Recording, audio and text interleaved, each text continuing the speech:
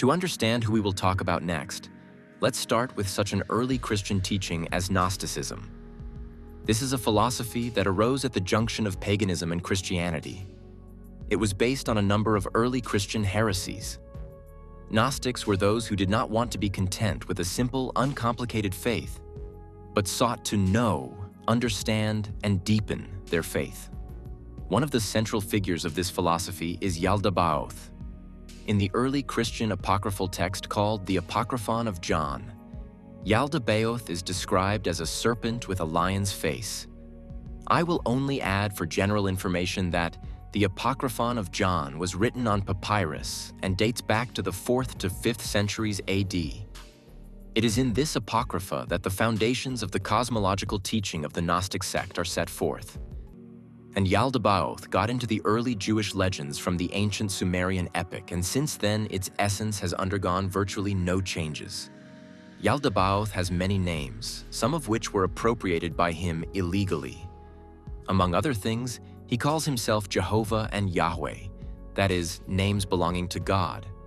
He also responds to the names Elohim, Samael, Sakla, First Archon, Prince of this world, Demiurge. It is noteworthy that the Prince of this world is one of the names of Lucifer. Most experts in the field of ancient pre-biblical legends agree that the name Yaldabaoth is translated from Hebrew as Son of Chaos. However, the Israeli specialist in mysticism, Sholem, refuted this theory.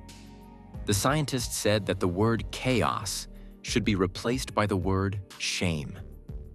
According to ancient Jewish legends, the name Yaldabaoth is the secret name of a demon, whom even he himself is afraid of. Some Gnostics claimed that if you call a demon by this name, he will immediately lose his power. And in the early Christian text, on the origin of the world, the name Yaldabaoth sounds like, "Young man, live in these places." These are the words that his mother Sophia said to the demon when she sent her son into a kind of exile, horrified by the one she gave birth to. Members of the Gnostic sect called Sophia the mother of all things. She appeared from the light, and therefore is mainly the personification of the light principle. One day, Sophia wanted to create something new, unprecedented. However, she did not receive God's consent to this, and therefore Yaldabaoth was born, a demon with the body of a snake and the head of a lion.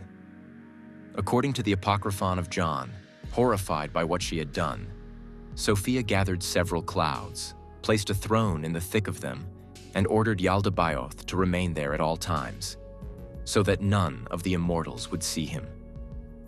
Despite the fact that, according to early Christian texts, Yaldabaoth is not God at all, he vigorously claims this role.